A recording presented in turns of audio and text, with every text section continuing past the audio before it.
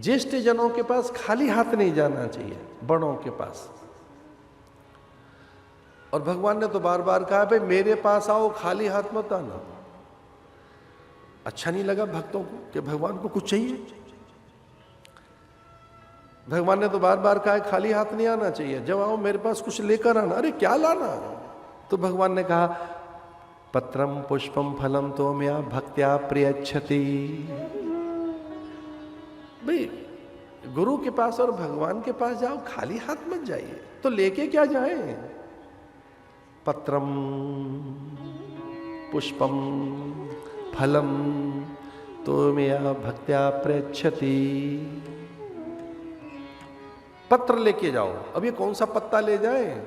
तुलसी पत्र, बिल्व पत्र, धतूर पत्र, शमी पत्र। पत्र लेकर जाओ। पत्र भी चलेगा, पत्ते चले।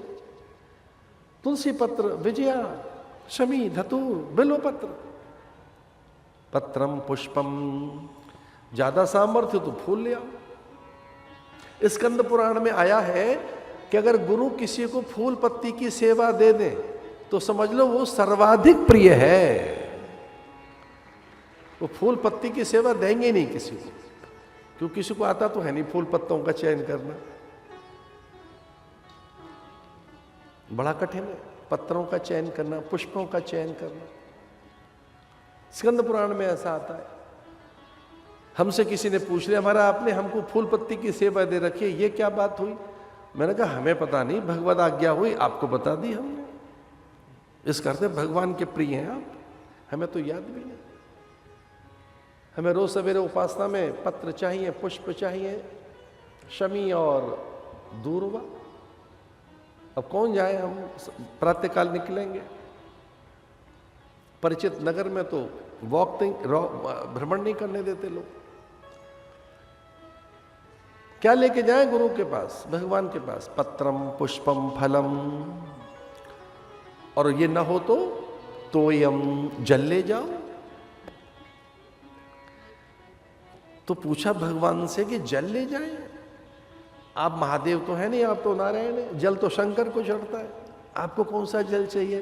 तो भगवान ने कहा आंखों का गीलापन चाहिए। अरे बावरे, लोटा नहीं चाहिए,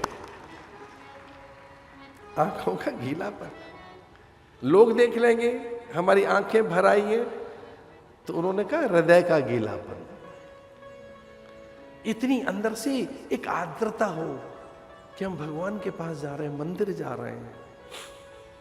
देखो मंदिर जाना बंद करो अगर उत्सुकता नहीं है मंदिर जाने की, उत्फुल्लता नहीं है, व्याकुलता नहीं है, एंजाइटी हो, अरे मंदिर जा रहे हैं, मंदिर जा रहे हैं।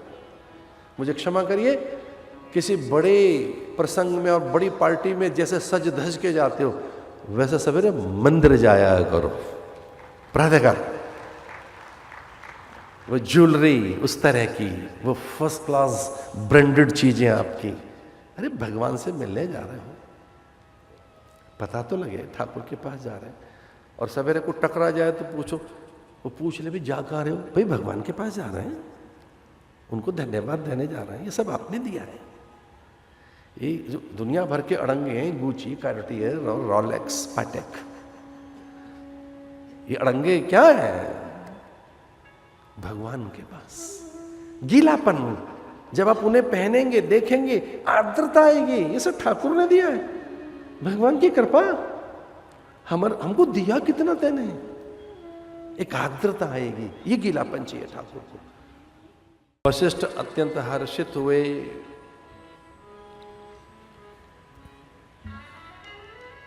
श्रृंगी ऋषि का आह्वान किया गया, यज्ञ की रचना की गई। और यज्ञ तभी फलीभूत होता है, यज्ञ का जो मूल साधन है वो गौ है। यज्ञ बिना गौ के, गौ माता के यज्ञ संपन्न नहीं होगा। यज्ञ की जो मूल सामग्री है, यज्ञ की जो मूल वस्तु है, जो यज्ञ की कारक सत्ता है, यज्ञ की जो नियामक सत्ता है, यज्ञ की जो आधारभूत अधिष्ठान सत्ता है, यज्ञ जिससे फलीभूत होगा, वो गौ माता है। गौ के घृत से, गौ के मूत्र से,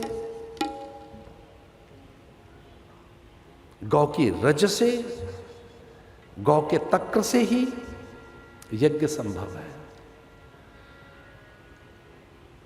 बहुत ही विनय के साथ, और यद्यपि सन्यासी हाथ जोड़कर कोई बात कहे उचित नहीं लगता, पर मैं विनय पूर्वक एक बात कह रहा हूं कि कहीं भी किसी भी ग्रंथ में ये नहीं लिखा है कि भैंस के घी से यज्ञ होता है।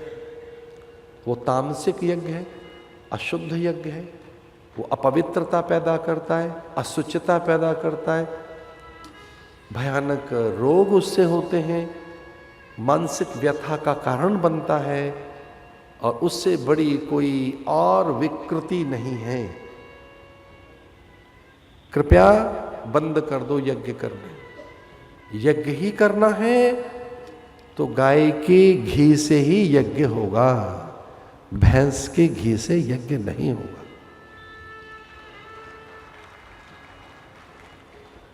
जो गौघृत है उसी से रसायन, धूम्र, उसी से रस वृद्धि, श्री वृद्धि, सौकर्यता, उसी से मंत्र संप्रेषण, उसी से मंत्र स्पंदन, उसी से मंत्र तरंगें जागृत होती हैं और पंच द्रव्यों को एकीकृत करती हैं।